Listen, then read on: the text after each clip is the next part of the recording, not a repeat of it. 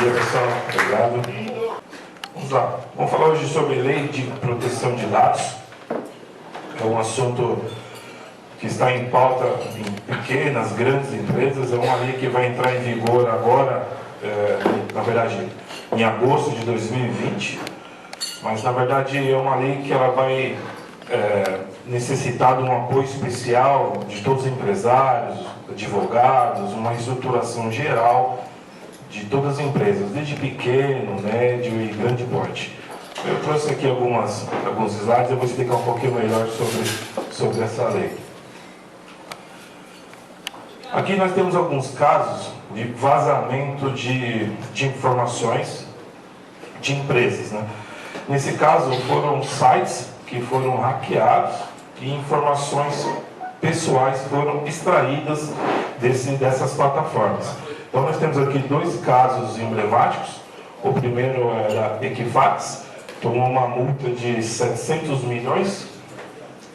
E esse outro da Sephora acabou também sendo vítima de ataque e dados pessoais foram hackeados. Aqui em ambos os casos foram dados como RG, CPF, os dados de todos os consumidores. Esse aqui é o tipo de ataque, de invasão que nós estamos acostumados a lidar. Só que hoje, o que a lei propõe a tratar é algo um pouco mais complicado do que esses dados, do que esse tipo de invasão. Nós estamos falando agora de dados sensíveis. Eu vou explicar um pouquinho melhor o que são esses dados sensíveis que acaba sendo preocupação hoje, sendo uma preocupação mundial hoje. Eu recomendo vocês a assistir esse documentário da Netflix chamado Privacidade Hackeada. Ela vai entrar em detalhes em grande parte dos itens que eu vou abordar aqui e eu acredito que acaba ajudando a elucidar um pouco o tema. É uma série que acabou de entrar e ela explica detalhadamente o que está ocorrendo aí no mundo. Eu vou colocar o trailer no filme que eu vou fazer uns comentários sobre essa questão. Who has seen an advertisement that has convinced you that your microphone is listening to your conversations? All of your interactions, your credit card swipes, web searches, locations, likes, they're all collected in real time into a $1 trillion a year industry. The real game changer was Cambridge Analytica. They worked for the Trump campaigns and for the Brexit campaign. They started using information warfare. Cambridge Analytica claimed to have 5,000 data points on every American voter. I started tracking down all these Cambridge Analytica ex-employees. Someone else that you should be calling as a committee is Brittany Kaiser. Brittany Kaiser, once a key player inside Cambridge Analytica, casting herself as a whistleblower. The reason why Google and Facebook are the most powerful companies in the world is because last year data surpassed oil in value. Data is the most valuable asset on Earth. We targeted those whose minds we thought we could change until they saw the world the way we wanted them to. I do know that their targeting tool was considered a weapon. There is a possibility that the American public have been experimented on. This is becoming a criminal matter. When people see the extent of the surveillance, I think they're going to be shocked. And I still fear for your life. Yeah, the powerful people that are involved. But I can't keep quiet just because only powerful people matter. Data rights should be considered just fundamental rights. This is about the integrity of our democracy. These platforms which were created to connect us have now been weaponized. It's impossible to know what is what, because nothing is what it seems.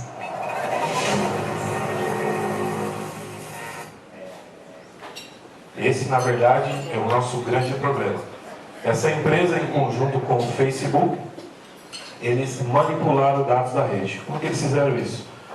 Eles traçaram o perfil comportamental de grande parte dos americanos e passaram a influenciar nas eleições últimas norte-americanas. Como isso? Através do perfil de acesso, os relacionamentos, as curtidas, eles passaram a influenciar na sua timeline. Então, por exemplo, se fosse aqui no Brasil, você poderia estar vendo na sua timeline no Facebook, Instagram ou YouTube, algum candidato de sua preferência, mas não uma propaganda direta, algo indiretamente. O candidato, por exemplo, fazendo uma brincadeira com a sua filha, praticando algum esporte, de maneira indireta, ele acabou influenciando você a ter mais, digamos assim, aptidão com um ou outro candidato. É isso que eles acabaram fazendo.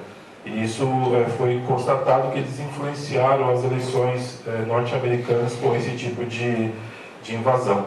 E são todos dados públicos, dados que estão na rede, dados que estão disponíveis na internet. A Microsoft, na semana passada, ela acabou anunciando que ela tem um software que está escutando as ligações do Skype para efeitos comerciais. Na verdade, ela alterou a sua política de privacidade e ela escreveu lá de forma clara que ela está fazendo esse tipo de ação. O Cortana, que é o Siri da Microsoft, também ele faz escutas.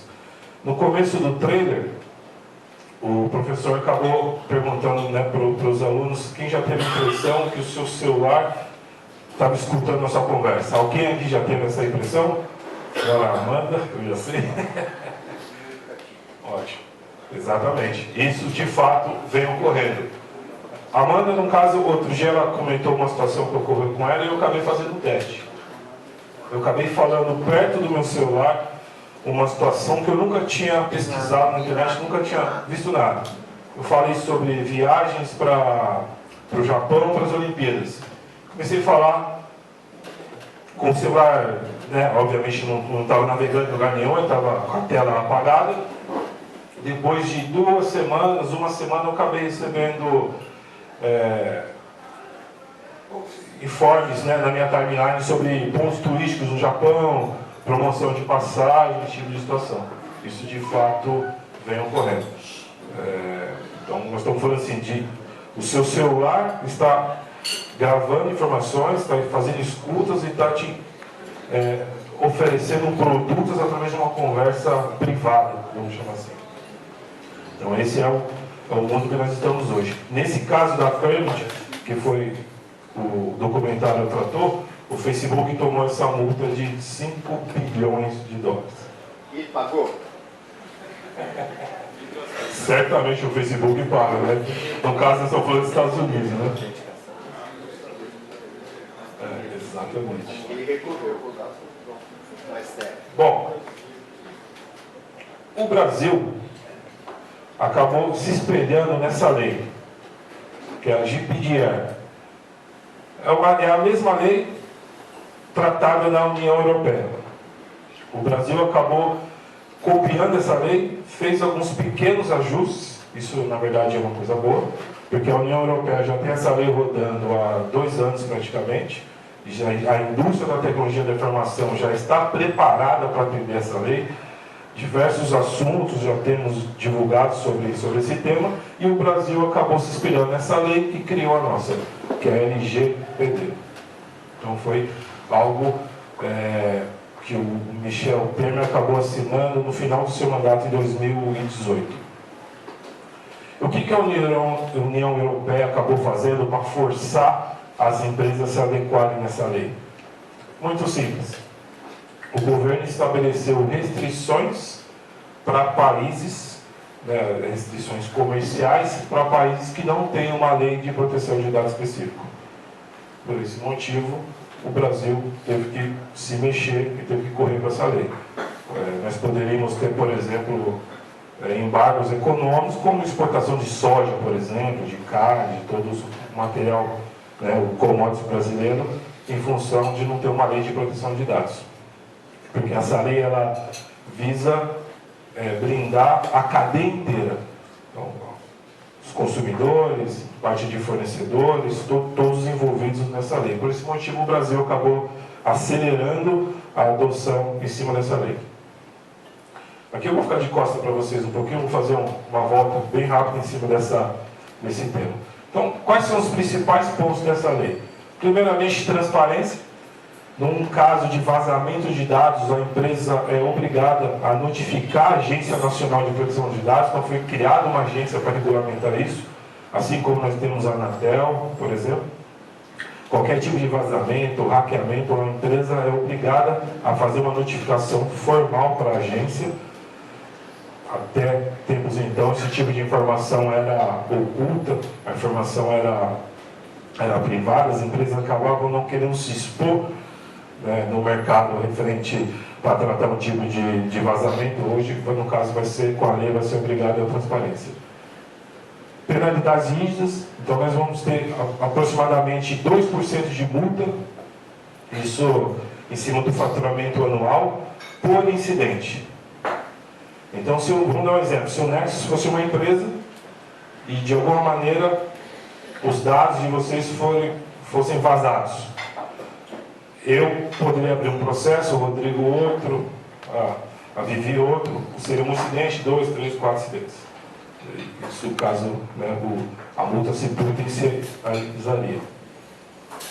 Finalidade específica: quando você faz uma coleta de dados, você é obrigado a falar exatamente o que você vai fazer com esse dado.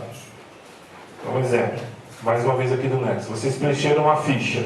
Na política de privacidade dessa ficha tem que estar escrito qual é a finalidade específica para qual esses dados foram coletados. Um exemplo, eu coletei os dados de vocês, eu recebi esses dados e eu vou passar a enviar propagandas para vocês da minha empresa. Porque eu sou um dos membros, eu tenho essa informação e eu passo enviando propagandas para vocês. Isso aí seria ilegal perante a lei. Uma vez que isso não está escrito no termo, né, de adesão que você acabou assinando, não tem essa informação que esse dado vai ser utilizado de maneira comercial. É uma regra para todos. Nós estamos falando desde pequenas, micros, até grandes empresas, não tem distinção de porte, de nada. Aplica-se para todas as empresas. É uma lei que protege mais o cidadão, ela tem um foco em dados privados do cidadão. Definição de conceitos, trouxe alguns conceitos muito claros. Nós já temos algumas leis hoje no Brasil que tratam sobre privacidade de dados. Nesse caso, tem algumas brechas, tem algumas coisas que não estão muito claras nas leis.